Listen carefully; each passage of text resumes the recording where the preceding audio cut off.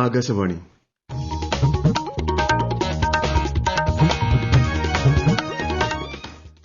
നമസ്കാരം. പ്രാദേശിക വാർത്തകൾ വായിക്കുന്നത് നരേന്ദ്രമോഹൻ.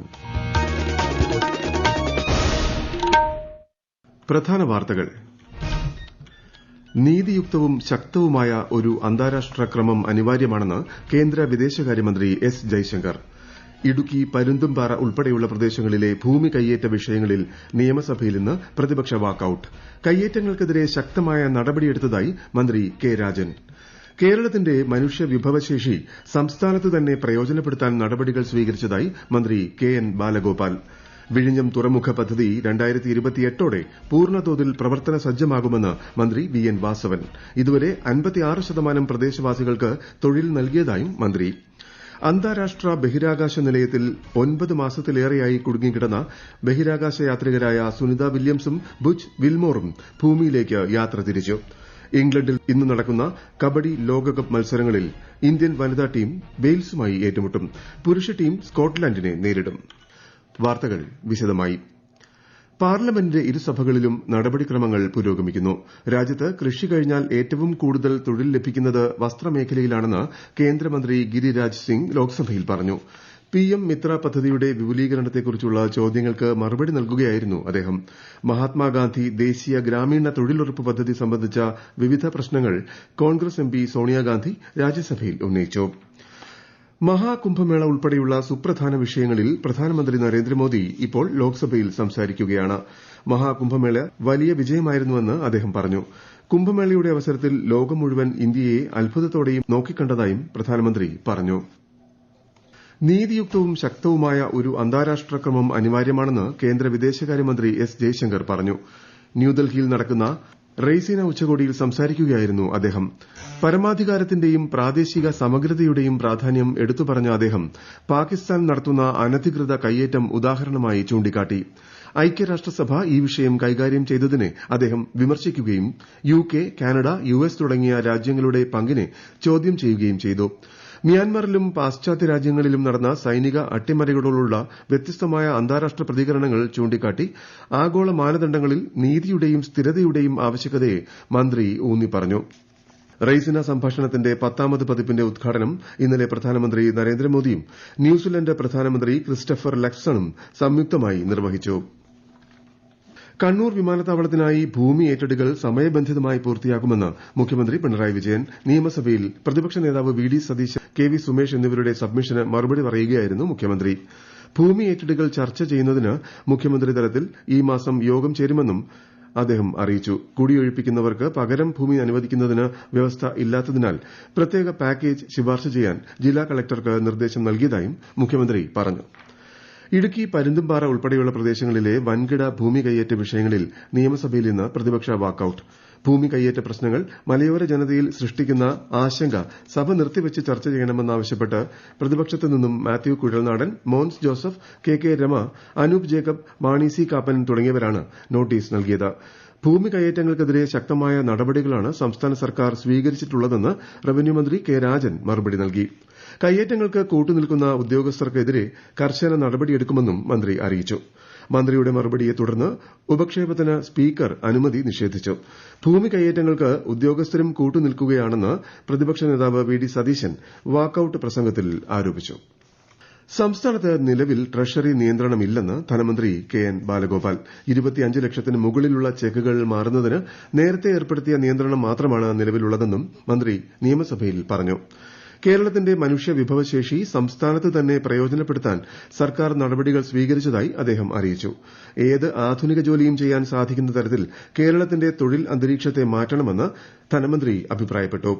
മനുഷ്യവിഭവശേഷിയുടെ പ്രശ്നം നമ്മുടെ ആളുകൾ തൊഴിലിന് പുറത്തേക്ക് പോകുന്നു എന്നുള്ളത് മാത്രമല്ല സാർ. നമ്മുടെ ചെറുപ്പക്കാർ വിദേശത്തേക്ക് നേരത്തെ പഠിക്കാൻ പോകുന്നു എന്നൊക്കെ പറഞ്ഞ് നമ്മൾ ഇവിടെ തന്നെ ചർച്ച ചെയ്തിട്ടുണ്ട്. പഠിക്കാൻ വേണ്ടി മാത്രമല്ല പോകുന്നത്, തൊഴിലിനും കൂടി പോകുന്നു. ലോകത്ത് ഏത് ജോലിയും ഇവിടെ നിന്ന് ചെയ്യാൻ പറ്റുന്ന സാഹചര്യം നമുക്കുണ്ട് എന്ന് വ്യക്തമാക്കുക എന്നുള്ളതാണ് കേരളത്തിന്റെയും ഇന്ത്യയുടെയും, പ്രത്യേകിച്ച് കേരളത്തിന്റെ പ്രത്യേകത നമ്മൾ എടുക്കേണ്ടത്. അത് പൊതുവിൽ കേരളത്തിന്റെ ആകെ പ്രശ്നമാണ് സാർ. അതുകൊണ്ട് നമ്മൾ കേരളത്തിനകത്ത് ഏത് ആധുനിക ജോലി ചെയ്യാൻ പറ്റുന്ന തരത്തിലേക്ക് കേരളത്തിന്റെ അന്തരീക്ഷത്തെ മാറ്റണം, അതിനുള്ള പശ്ചാത്തലം ഒരുക്കണം. അതിനുള്ള ശ്രമങ്ങളാണ് സാർ ഗവൺമെന്റ് ചെയ്യുന്നത്.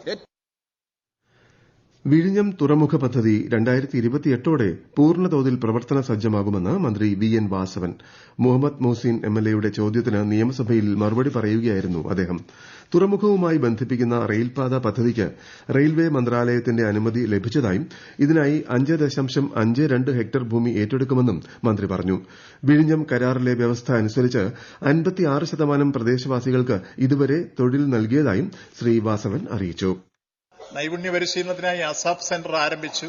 ആദ്യത്തെ ബാച്ചിന് പൂർണ്ണമായി അവിടെ തൊഴിൽ കൊടുത്തു കഴിഞ്ഞു. 2028ഓടുകൂടി ഇത് പൂർത്തീകരിക്കാൻ കഴിയും. കൂടുതൽ തൊഴിൽ സാധ്യതയ്ക്ക് ആവശ്യമായി നൈപുണ്യ പരിശീലനം നടത്തിവരും. ഇത് സംബന്ധിച്ച് പദ്ധതി ആവിഷ്കരിക്കുകയും അവിടെ പ്രധാനമായും ഒരു ഹാർബർ തന്നെ, ഫിഷിംഗ് ഹാർബർ തന്നെ പ്രപ്പോസ് ചെയ്ത് CWPSന്റെ പരിശോധന നടന്ന് അത് ധാരണയായി അത് നടപ്പാക്കാൻ പോവുകയാണ്. അത് ഫിഷർമെൻസിനുള്ള ഏറ്റവും വലിയ സൌകര്യവും സീഫുഡ് പാർക്കും വരാൻ പോവുകയാണ്. പാലക്കാട് പറമ്പിക്കുളം ആദിവാസി മേഖലയിൽ വൈദ്യുതി എത്തിക്കുന്ന പ്രവൃത്തി മുൻഗണനാടിസ്ഥാനത്തിൽ പൂർത്തിയാക്കുമെന്ന് മന്ത്രി എ കെ ശശീന്ദ്രൻ. നിയമസഭയിൽ ചോദ്യോത്തരവേളയിൽ വൈദ്യുതി മന്ത്രിക്കുവേണ്ടി മറുപടി പറയുകയായിരുന്നു അദ്ദേഹം. അന്താരാഷ്ട്ര ബഹിരാകാശ നിലയത്തിൽ 9 മാസത്തിലേറെയായി കുടുങ്ങിക്കിടക്കുന്ന ബഹിരാകാശ യാത്രികരായ സുനിത വില്യംസും ബുച്ച് വിൽമോറും ഭൂമിയിലേക്ക് യാത്ര തിരിച്ചു. ഇരുവരെയും വഹിച്ചുകൊണ്ടുള്ള സ്പേസ് എക്സിന്റെ ഡ്രാഗൺ ബഹിരാകാശ പേടകം ഇന്ത്യൻ സമയം രാവിലെ 10:30 അന്താരാഷ്ട്ര ബഹിരാകാശ നിലയത്തിൽ നിന്നും അൺഡോക്ക് ചെയ്തു. നാളെ പുലർച്ചെ 3:27 ഭൂമിയിൽ സ്പർശിക്കും. ഡൽഹി നിയമസഭയിലെ പുതുതായി തിരഞ്ഞെടുക്കപ്പെട്ട അംഗങ്ങൾക്കായി ഇന്നു മുതൽ ന്യൂഡൽഹിയിൽ നടക്കുന്ന 2 ദിവസത്തെ പരിശീലന പരിപാടി ലോക്സഭാ സ്പീക്കർ ഓം ബിർല ഉദ്ഘാടനം ചെയ്തു. ഈ വാർത്തകൾ ആകാശവാണിയിൽ നിന്ന്. ആകാശവാണി വാർത്തകളും വാർത്താ അധിഷ്ഠിത പരിപാടികളും All India Radio news Thiruvananthapuram YouTube ചാനലിലും All India Radio news Thiruvananthapuram Facebook പേജിലും AIR ന്യൂസ് _ ഇൻസ്റ്റഗ്രാം അക്കൌണ്ടിലും AIR ന്യൂസ് _TVM എക്സ് ഹാൻഡിലും ലഭ്യമാണ്. കുട്ടികളുടെയും സ്ത്രീകളുടെയും പോഷകാഹാര നിലവാരം മെച്ചപ്പെടുത്തുന്നത് ലക്ഷ്യമിട്ട് വനിതാ ശിശുവികസന മന്ത്രാലയത്തിന്റെ നേതൃത്വത്തിൽ 7ാമത് പോഷൻ പക്വാഡയ്ക്ക് ഇന്ന് തുടക്കമാകും. ജനനം മുതൽ ആദ്യത്തെ 1000 ദിനങ്ങളിൽ ശ്രദ്ധ കേന്ദ്രീകരിക്കുക, ആരോഗ്യകരമായ ജീവിതശൈലി തുടങ്ങിയ 4 പ്രധാന വിഷയങ്ങളിലൂന്നിയാണ് ഇത്തവണത്തെ പരിപാടി നടത്തുന്നത്. ഇംഗ്ലണ്ടിൽ നടക്കുന്ന കബഡി ലോകകപ്പിൽ ഇന്ന് ഇന്ത്യൻ വനിതാ ടീം രാത്രി 7:30 വെയിൽസുമായി ഏറ്റുമുട്ടും. പുരുഷ ടീം രാത്രി 10:30 സ്കോട്ട്ലൻഡുമായി ഏറ്റുമുട്ടും. ഇന്നലെ നടന്ന ആദ്യ മത്സരത്തിൽ ഇന്ത്യയുടെ പുരുഷ ടീം ഇറ്റലിയെ പരാജയപ്പെടുത്തിയിരുന്നു. 2028ലെ ലോസ് ആഞ്ചലസ് ഒളിമ്പിക്സിൽ ബോക്സിംഗ് ഉൾപ്പെടുത്തുന്നതിന് അന്താരാഷ്ട്ര ഒളിമ്പിക് കമ്മിറ്റിയുടെ അംഗീകാരം. തീരുമാനത്തെ സ്വാഗതം ചെയ്യുന്നതായി ലോക boxing president Boris van Darr worst പറഞ്ഞു. 2022ൽ ഇനങ്ങൾ തീരുമാനിച്ചപ്പോൾ ബോക്സിംഗ് ഉൾപ്പെടുത്തിയിട്ടുണ്ടായിരുന്നില്ല. ഇന്നലെ അന്തരിച്ച കവിയും ഗാനരചയിതാവുമായ മങ്കൊമ്പ് ഗോപാലകൃഷ്ണന്റെ ഭൌതിക ശരീരം നാളെ രാവിലെ 9 മണി മുതൽ 11 മണി വരെ എറണാകുളം ടൌൺഹാളിൽ പൊതുദർശനത്തിന് വയ്ക്കും. തുടർന്ന് തൈക്കൂടത്തുള്ള വീട്ടിലെത്തിച്ച ശേഷം 2 മണിയോടെ തൃപ്പൂണിത്തുറ പൊതുശ്മശാനത്തിൽ സംസ്കരിക്കും. കോട്ടയം ജില്ലയിൽ ആകാശവാണി പാർട്ട് ടൈം കറസ്പോണ്ടന്റിനെ കരാർ അടിസ്ഥാനത്തിൽ നിയമിക്കുന്നതിനുള്ള അപേക്ഷ ക്ഷണിക്കുന്നു. അപേക്ഷകർ ജില്ലാ ആസ്ഥാനത്ത് നിന്നും 10 കിലോമീറ്റർ ചുറ്റളവിൽ സ്ഥിര താമസക്കാരായിരിക്കണം. കൂടുതൽ വിവരങ്ങൾക്ക് prasarbharati.gov.in/pb vacancies എന്ന വെബ്സൈറ്റ് സന്ദർശിക്കുക. അപേക്ഷകൾ സ്വീകരിക്കുന്ന അവസാന തീയതി മെയ് 30. ആകാശവാണി കോഴിക്കോട് നിലയത്തിന്റെ 75ാം വാർഷികാഘോഷ പരിപാടികൾക്ക് ഇന്ന് തുടക്കമാകും. 1950 മെയ് 14ലാണ് നിലയം പ്രവർത്തനം ആരംഭിച്ചത്. പ്രസിദ്ധമായ അമ്പലപ്പുഴ ശ്രീകൃഷ്ണ സ്വാമി ക്ഷേത്രത്തിലെ ഉത്സവത്തോട് അനുബന്ധിച്ച് ഇന്നും നാളെയും പടയണി നടക്കും. 9ാം ഉത്സവമായ 24നാണ് പ്രസിദ്ധമായ നാടകശാല സദ്യ നടക്കുന്നത്.